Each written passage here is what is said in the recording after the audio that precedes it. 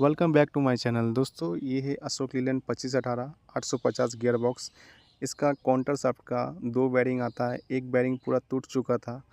गाड़ी स्टार्ट करने में बहुत आवाज़ कर रहा था गियर बॉक्स से। जब मैं गियर बॉक्स खोलने के बाद इसका एक बेरिंग आप देख सकते हैं किस तरीके का टूटा है।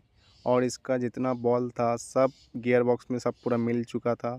इसका जाली देखिए सब टूट टूट के निकल रहा था।